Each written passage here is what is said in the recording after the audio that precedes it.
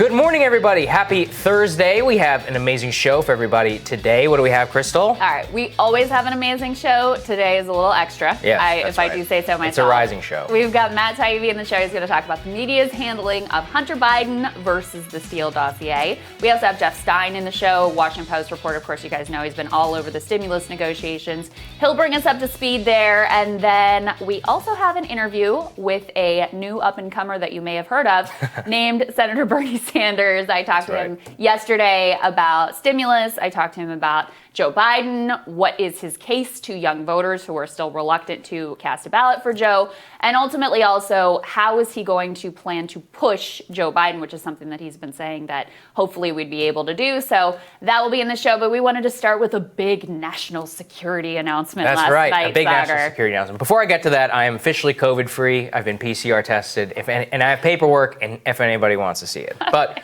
okay, so there was you didn't use one of those White House tests, It's not right? a White House test. I was like, I don't want the spit test. I was like, I want the real stuff. Shove it up my nose. And they certainly did. I can tell you that. Well, we're glad to have So you I'm clear.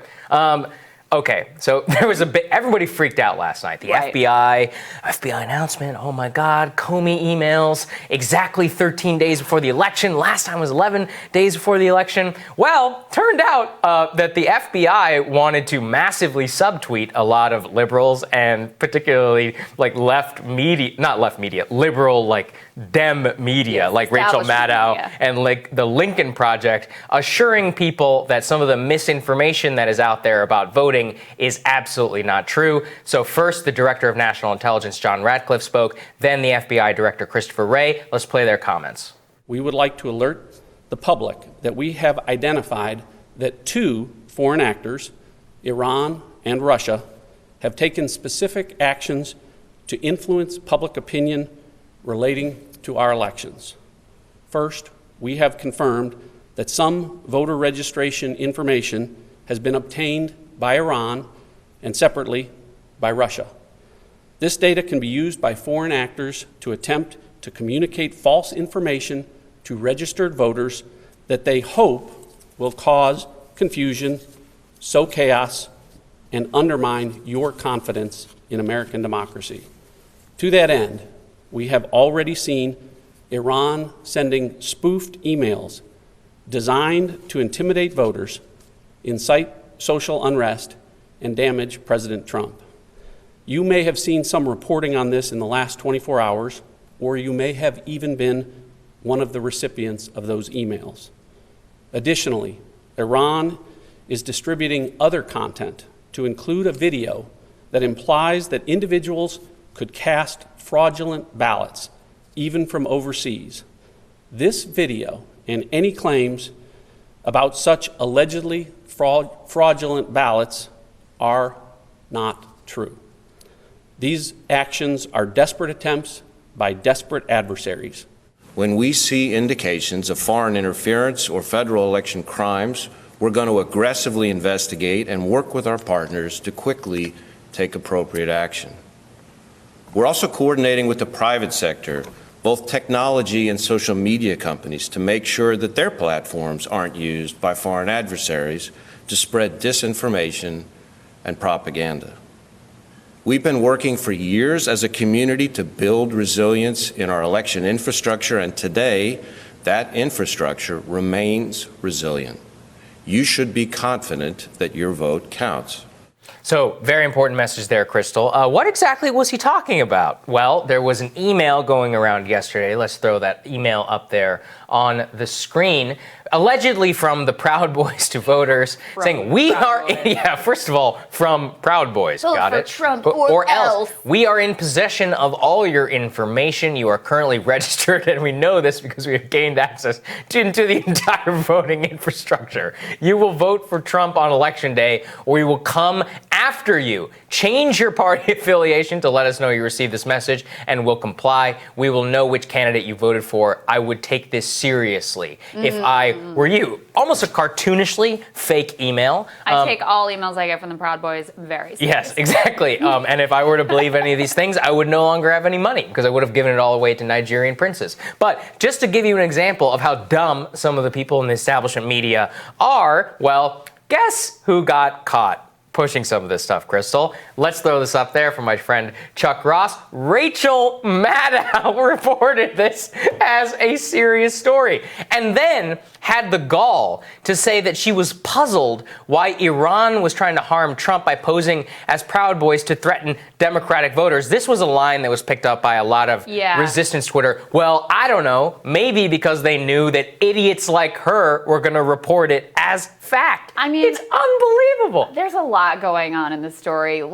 It's not like I feel like Ratcliffe and Ray are good actors, or like I totally take them at their word, or that I don't think that they're screwing around and have nefarious intent here as well. They want to put out there this story that these acts are intended to hurt Trump. Sure. So that if Democrats then come and say, oh, there's Russian disinformation, that's why Joe Biden lost, or whatever, they have some leg to stand on. I mean, none of these people are good actors. I actually think, to me, when I look at that email, which is so clownishly ridiculous, it underscores how stupid this whole conversation has been from the jump. That's exactly right. And I remember this. I mean, I sort of feel like the fight over who it benefits is irrelevant. Yes. It doesn't benefit anyone. No one's mind is being made up by this. No one is changing their mind based on their, vote Trump or else email. Literally no one. So people just think about this.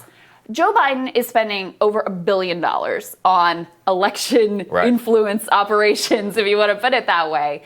And even those billions of dollars, it's very hard to move the needle even a little bit. It's marginal. It's marginal. Think of all the things that have happened, not even this year, in the past month, that have barely moved the polls at all. Do you think that 100 people in Florida getting a Proud Boys email is going to change this election significantly? No, of course not. And so I remember back in 2016, leading up to that election, when we were starting to get information about Russian disinformation, I was like, oh my God, what's going on? This sounds really scary and really serious. And then after the fact, when they published the Facebook ads that were supposedly the center of this nefarious scheme, which, I mean, they were the center of the nefarious scheme. I'm not saying that Russia's a good actor here. They were so clownishly poorly written. They were these, buff Bernie memes with poor English. I will say the Iranian English there in that email much better than the Russian English. That's true. So that is true. One important point I want to make. Congrats, Iran. But to me, that's what this all underscores. When you actually look at the email and imagine yourself receiving that email, is that going to change your mind? No, it's not. And so I think it's important that we know what's going on. I think it's important we try to combat these efforts. We want to make sure our elections are as free and fair as possible, obviously. But the idea that this is swaying massive amounts of voters in either direction is absurd. But you're right, it wasn't only Rachel Maddow that shared this out. The Lincoln Project, our friends, some of our friends. favorites, they got caught sending this out. So now they're useful idiots in the language that they love to use. They set these standards, not us. My standard is misinformation. I want to know who's paying them. That's the thing. And you are so exactly right there, which is that how much were the Russians spending at the height of their so-called operation? According to the FBI, this is publicly released documents, $1 million. $2 million maybe. I mean, that's nothing. The Trump campaign drops that in a single day on Facebook. So one day of ad spend more than their entire budget. Look, like I said, I mean, you look at how... They spent that on private cars. Yeah, right. Eric Cantor probably spent more on steaks at Morton's than they did on Russian ads, on their Facebook, that's not an exaggeration. Buff Bernie meme Facebook Buff ads. Bernie memes and I remember Facebook, CNN went and ambushed some elderly woman. This is a couple years ago. And they were like, ma'am, you fell for a Trump rally or something. She was just get out of here. Leave me alone. Yes, there was one person who fell for these types of things. Overall, I mean, did it have any sort of impact on the election in a substantive sense? No. And that's the point that you're making too. In terms of candidates trying to move the needle, what they do and what they stand for is 15 to 20 times more important than any of their BS campaign spending. Yeah. Right?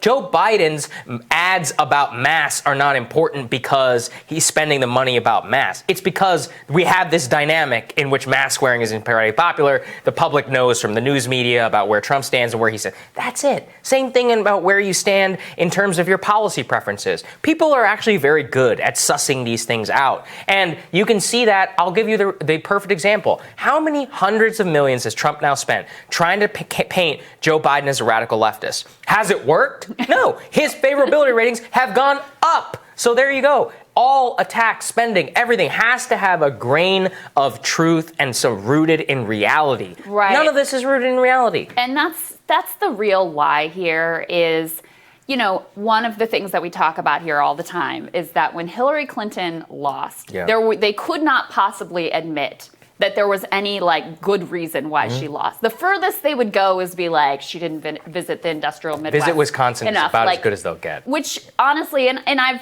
parroted that as well in fairness, but the truth is, even if she went there, I'm not sure that would have helped her, which is probably the calculus that they were making in the campaign. But that's as far as they would go in terms of criticizing her, criticizing the campaign. They certainly were never going to question any of the neoliberal project that has led us to this place in American history and many of the divisions and the inequities that we are experiencing in hyperdrive right now. They didn't want to talk about that. So the Russian disinformation thing, which only is successful at the margins in that it highlights existing tensions and divisions and seeks to like capitalize that on them. And again, if you look at the material, not very effectively, and they didn't put that much money behind it to make it that important in the election cycle. But they never want to acknowledge that those divisions are inherent in America, and that they are complicit in creating. I mean, complicit is probably the nicest thing you could say about their role in creating those divisions and the ugly landscape that we have now. So to the extent that the Chinese or the Iranians or the Russians are able to take advantage of that, that still requires some self-reflection on our elite leaders' part, and they will never do that. No, they certainly won't. But for now, let's brand them what they brand everybody else, useful idiots. Useful idiots. Sorry, guys. Congratulations, guys. We didn't make this up. We're going to tell you what's on our radars. That's next.